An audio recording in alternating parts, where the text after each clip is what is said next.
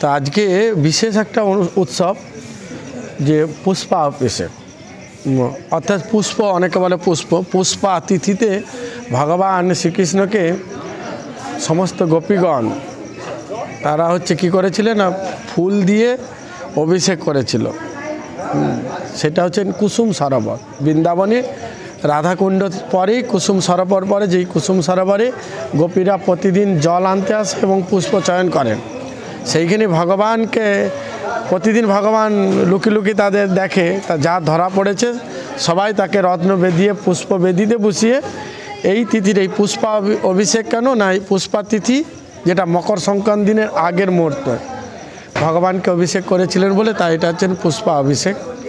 আর তার সাথে সাথে শীতে যেহেতু পিঠাপুরি পায়েস জগন্নাথের খুব প্রিয়, তাই আমরা একসাথে দুইটা উৎসব পালন করেছি। হরে কৃষ্ণ। কত ভক্তগণ এসেছিল? ভক্ত তো অগণিত, আমাদের মন্দির ভিতর বাইরে ভর্তি, যেটা এত কাউন্টিং করা সম্ভব না। সমস্ত ভক্তদের জন্য পুরো হাওড়া জেলা থেকে পশ্চিম মেদিনীপুর, দাসপুর, ঘাটাল, হলদিয়া, শ্যামপুর, বিভিন্ন জায়গা থেকে ভক্তরা সবাই এসেছেন এই উৎসবে সামিল হতে। না, এটা চলছে, হ্যাঁ চলছে।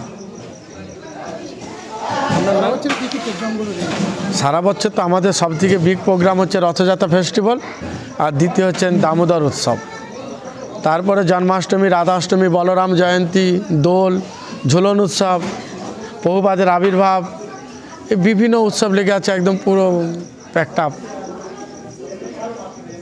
তা আপনাদের অসংখ্য ধন্যবাদ আমার সাংবাদিক ভাইদের যারা আমাকে সবসময় সহযোগিতা করেন। আমার নাম আনন্দময় গোবিন্দ দাস, এই মন্দিরের অধ্যক্ষ। আমার ডান দিকে আছেন আমার সভাপতি, তারপরে আমার যে সঞ্জীব প্রভু আছেন, বামে আছেন আমাদের রবীন প্রভু, কৃষ্ণ প্রভু আছেন, আমাদের সুশোভন রানা প্রভু আছেন, যারা সবসময় আমাকে ছায়ার মতো করে সহযোগিতা করেন এই ভগবত সেবাতে।